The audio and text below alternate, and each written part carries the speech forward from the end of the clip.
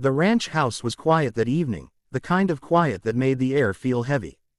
Outside, the prairie stretched for miles under a silver moon, the cattle settling into their night pens while the horses pawed gently at the dirt. Inside, lanterns cast a warm glow across the wide wooden halls, but most of the servants had already retired. Only one soft sound carried through the stillness, gentle singing. The cowboy, known across town as Mr. Garrett Hayes, had just returned from a long day at the stockyard. Dust clung to his boots, and his broad shoulders sagged with fatigue. He was a wealthy man, owner of one of the largest spreads in Texas, but wealth did not shield him from loneliness. Ever since his wife passed 2 years ago, silence had been his most loyal companion. His only comfort was his little girl, Clara, just 5 years old, though raising her without a mother's touch weighed heavily on him. He was halfway down the corridor when he froze. From behind the slightly ajar nursery door came a melody, soft, sweet, and steady, the kind that seeped into the soul. Curiosity drew him closer. He pushed the door open gently, expecting to see Clara asleep. Instead, he found the maid, Anna. She sat on the edge of Clara's bed, her brown hair falling in loose waves over her shoulder, her rough hands folded in her lap as she sang an old lullaby. Clara's small fingers clung to hers, her eyes drooping with sleep but her lips curved in peace. Garrett had hired Anna only a few months ago. She was quiet, hard-working, never asking for more than her due.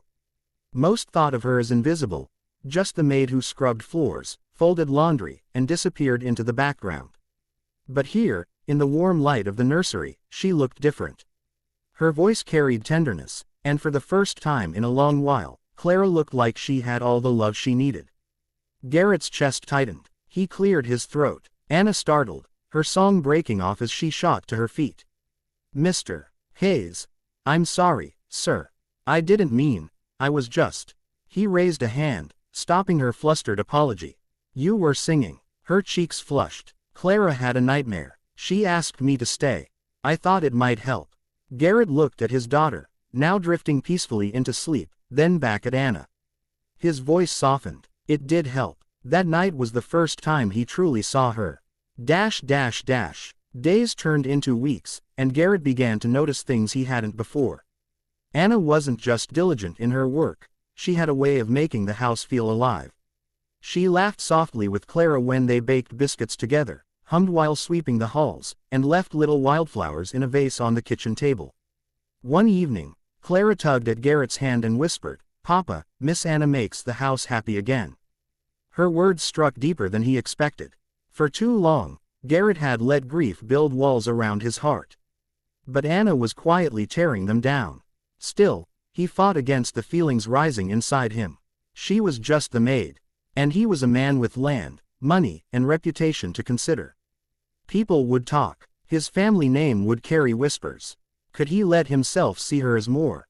One stormy night settled the question. Lightning split the sky, and thunder rolled over the plains. Clara awoke screaming, fear clutching her little heart. Garrett rushed to her room, but when he arrived, Anna was already there, holding the girl close, whispering soothing words, rocking her as if she were her own child. Clara's sobs quieted in Anna's arms, her breathing steadying as she buried her face against her shoulder. Garrett stood in the doorway, his hat in hand, the storm raging outside but his decision clear within him. He stepped forward, his voice low. "Anna, you've done more for my daughter than I could ever repay." She looked up at him, her eyes wide, uncertain. "I only did what anyone would do." "No," he said firmly, "not anyone. You care for her as if she were yours." Her lips parted, but no words came. Garrett's gaze softened. "And I see the way you care for me, too. The meals you make, the home you've given back to us. You may have come here as just the maid, but Anna," he hesitated, his voice rough with unspoken emotion, "you've become the heart of this house." Tears glistened in her eyes. For years she had been overlooked, unseen, dismissed as someone meant only for scrubbing floors. And here he was, the richest cowboy in town, telling her she mattered. "Mr. Hayes," she began, but he shook his head gently.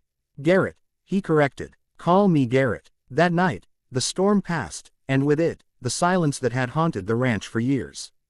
In the weeks that followed, something shifted.